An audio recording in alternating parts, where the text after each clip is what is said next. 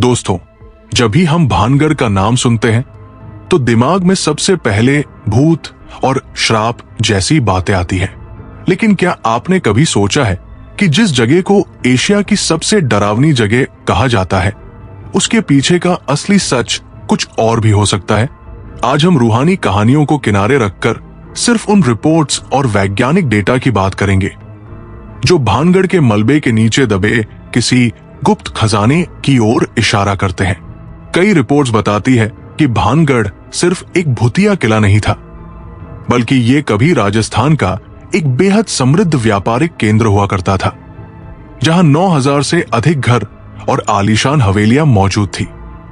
खजाने का ऐतिहासिक आधार इतिहास की पुस्तकों और archaeological survey of India (ASI) की शुरुआती रिपोर्ट्स के अनुसार 16वीं शताब्दी में आमेर के राजा भगवंत दास ने अपने पुत्र माधो सिंह के लिए इस नगर की स्थापना की थी। उस समय भानगढ़ की बनावट इतनी भव्य थी कि इसके कुछ हिस्से 7 मंजिल ऊंचे बताए जाते हैं, जिनमें से आज केवल 4 मंजिलें बची है। यहाँ का बाजार कीमती पत्थरों, गहनों और रेशम के व्यापार के लिए प्रसिद्ध था। 1720 के बाद जब यह शहर अचानक खाली हुआ तो सबसे बड़ा सवाल यही बना रहा कि यहाँ के लोगों की जमा पूंजी और राजघराने का सोना आखिर गया कहाँ? इतिहासकार मानते हैं कि अकाल या युद्ध के समय राजा अक्सर अपना खजाना महलों के नीचे बने तहखानों या गुप्त रास्तों में छुपाते थे। वैज्ञानिक सर्वे जमीन के नीचे क्या है 2016 और 2018 में भानगढ़ परिसर में आधुनिक तकनीकों से सर्वे किए गए।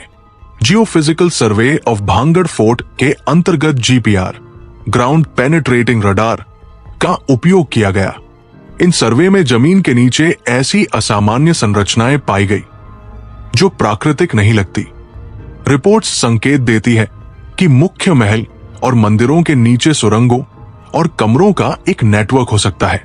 2018 में किए गए ERT इलेक्ट्रिकल रेजिस्टिविटी टोमोग्राफी सर्वे ने भी इन दबे हुए स्ट्रक्चर्स की पुष्टि की। ASI का बैन, सुरक्षा या साजिश? भानगढ़ के प्रवेश द्वार पर ASI का बोर्ड साफ लिखता है कि सूर्यास्त के बाद और सूर्योदय से पहले प्रवेश वर्जित है। लोग इसे भूतों से जोड़ते हैं, लेकिन प्रशासनिक दृष्टि से ये पाबंदी अवैध खुदाई और खजाना खोजने वालों को रोकने के लिए मानी जाती है, क्योंकि ये क्षेत्र सुनसान और पहाड़ियों से घिरा हुआ है। 2015 से 16 की खुदाई के संकेत। ASI की सीमित खुदाई में सोना मिलने की पुष्टि नहीं हुई, लेकिन मध्यकालीन बर्तन, लोहे के औजार और नक्काशीदार पत्थर मिले, जो इस नगर की तकनीकी और आर्थिक समृद्धि को साबित करते हैं। कुछ स्थानीय रिसर्च ये भी बताती है कि गोपीनाथ मंदिर और राजमहल के बीच एक गुप्त मार्ग मौजूद था, जिसका उपयोग आपातकाल में किया जाता होगा। तो क्या भानगढ़ में सच में खजाना है? सीधे शब्दों में कहें तो भानगढ़ एक समृद्ध रियासत थी और वैज्ञानिक सर्वे ये सिद्ध करते हैं कि इसके नीचे अब भी कई अनछुए तहखाने और संरचनाएं मौजूद है। जब तक बड़े स्तर पर खुदाई नहीं होती, ये रहस्य बना रहेगा।